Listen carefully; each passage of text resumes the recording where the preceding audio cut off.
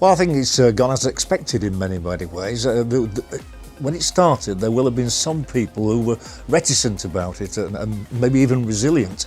Maybe people who'd supported Mohun Bagan and East Bengal didn't fancy this little new kid on the block.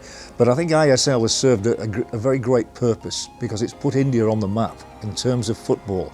You know, I come from England, and if I say I'm coming to India, many people always used to say, oh, you're going to watch the cricket? And no, I'm going to watch the football. And then they'd say, football? And now I can say, yeah, have you not heard about the Indian Super League? And because I can tell them some of the players and the wonderful stadiums you have here, I think awareness around the world has grown as to Indian football. And it is the ISL that has managed to achieve that, because people are now sitting up and taking notice.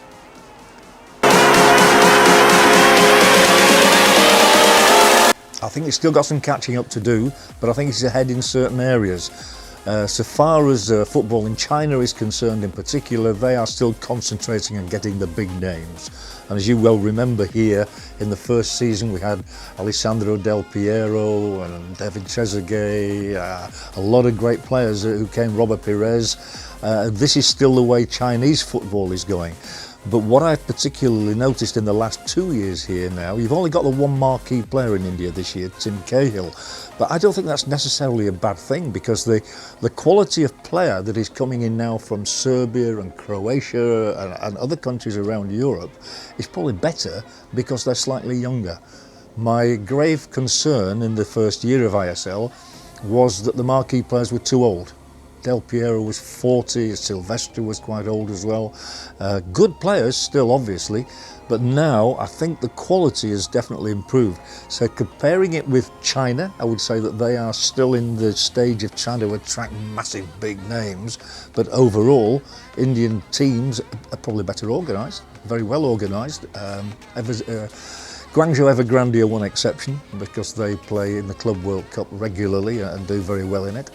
And so far as America is concerned, well, I think there's a bit to go to catch up with the Americans, because they have been now established for so long. You have to bear in mind that ISL is only in its 5th year. It's still in its infancy. America have been trying for 40 years to be a world power in football, and of course they've reached several World Cup finals. What has to happen next in India is for India to get into a World Cup final. That would be a dream, wouldn't it? Wouldn't that be absolutely fantastic? And if they do, it will largely be down to the fact that ISL has had a big impact. Yes, I do, and it was interesting on day one here, Kerala Blasters chose to use only 4 foreign players rather than 5 to kick off the season. I thought that was an interesting selection, and I remember, I think Peter Reid in his days with Mumbai was the first one who didn't use up all his foreign contingent. I think now the balance is pretty good, and I have noticed a vast improvement in the Indian players, and it is because of the fact that they've been able to play with these foreign stars, and they've developed not just technically, they've developed mentally as well. So I think the balance is spot on, and I'll tell you something, I wish we'd do it in England, because everybody says to me, England, why aren't you doing better? Okay, we reached the World Cup semi-final this last time. We only have 30 odd qualified English players playing in the Premier League. And that is why we don't do as well as we should do in major tournaments. And I would love to see it in England, where we have to have, say, 8 English players or 7 English players in the team there, and so many foreign players as well. I really would. I'm going to keep going. It's a very good question, and I always say that anybody who wants to become a commentator should just be themselves, because we all have our own individual abilities, we all have our own different personalities, and I think that is what should be expressed when you're, okay, in this occasion I'm appearing, normally you're only hearing. You're lucky you're only hearing me, you're not seeing me as well. So for a commentator, you've got to be accurate. You've got to be as accurate as possible. As I say, you've got to try to be yourself and put your own personality across. And also I would say that you have to familiarise yourself with your audience in the extent that it's an entertainment industry, and therefore you're there to entertain as well as to educate and to try and portray what is going on. Richie Beno, who was one of the great commentators, was asked a very similar question, and he always said, if you see the picture, as a commentator, don't say anything at all unless you can add something useful. And I think that is a lesson that young commentators should adopt in particular, because the pictures are there, and I think we need to say something that is adding, enhancing the pictures that people are enjoying at home. But as I go right back to what I first said, be yourself, because there's only you can be that person, and that in a way is why you've been asked to do the job, because somebody thinks that you're good enough to do it. So express yourself in that way.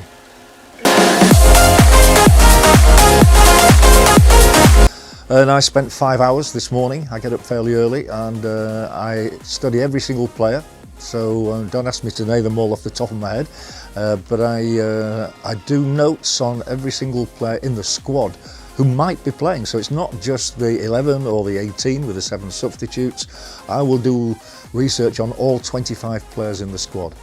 I like to know who they've played for, how many goals they've scored, how old they are. It could be a birthday. We've had, already in this ISL season, we've had 3 players who've had birthdays, and one of them actually scored on his birthday this week.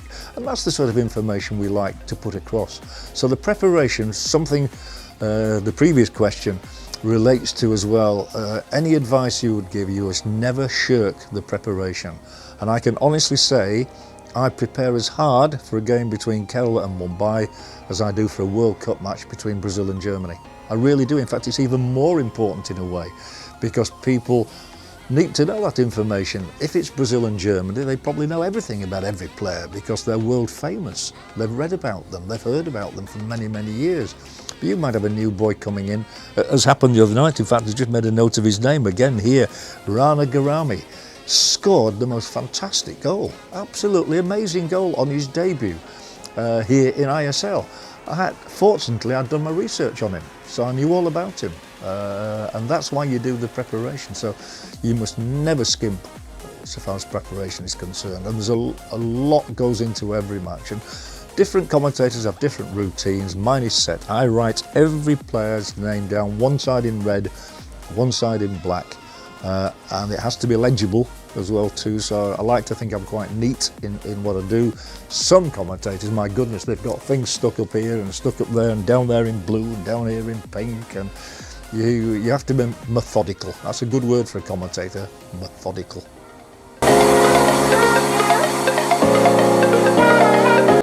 For that. Yes, funnily enough, yeah, I was just joking with somebody about Lauthuamawia, or we see a name like that and we go, so there we would try and break it down. And people here are very good, and what we tend to go by is the name on the shirt now. So thank goodness Jerry has got Jerry on his shirt, and I won't even attempt to go near his surname. So it is important. I belong Kongji is fine, and I try to get the pronunciation right as well.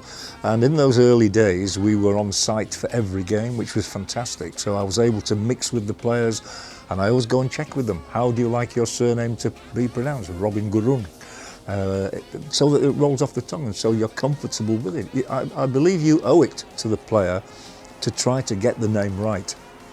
If you don't know a name, and of course we've got a lot of new players here from Slovenia and Serbia, and people are asking me about how to pronounce Mihelic, for example. And unfortunately, I've had a good memory and a reasonable command of languages, so therefore I'm able to help people out as a rule as to how a pronunciation should be. There can be eccentricities, and it's interesting, I'm doing the Asian Cup in January, and Thailand are in the same group as India. And I was just relating the story. I did a Thailand match a few years ago where there was a player called Sanaya Surya Jatara Patara Pong. As I say, it doesn't roll off the tongue, does it? So you break it down, and he became number 4. So, but it is important, yeah, it's absolutely important. I thought it had a massive impact in 2 or 3 ways. One, it proved that India can host a major tournament. A lot of people would have asked questions before, and if you'd said to me 10 years ago when I came over for I-League games about the stadiums, I would never have believed that you could have done it. The airports weren't very good in those days. So India's infrastructure has improved so rapidly. Now you know you can do it. And I think that people will be hopeful that India will stage an under-20 World Cup before long. It tends to happen this way. New Zealand have done it. They started with under-17s and then progressed to under-20. And I know Senior Infantino last year, and he meant it, was full of praise for the way India had gone about hosting the under-17 World Cup. One day you may host the World Cup, who knows? China, of course, simply, you are a superpower. So India and China have got to be prospective candidates to host World Cups and Women's World Cups and things like that. There are so many global events now. I was here for the Commonwealth Games in Delhi not too long ago. And because it went off so well, then you enhanced your possibilities of bringing more major tournaments to India, which took about another 12 seconds. That's interesting, he said. Well, you've got about another 30 seconds to name all the 92 clubs in the Football League. Well, I'll do it a little bit slowly. I always say to everybody, listen out for your team if you think I'm going to miss one out. So,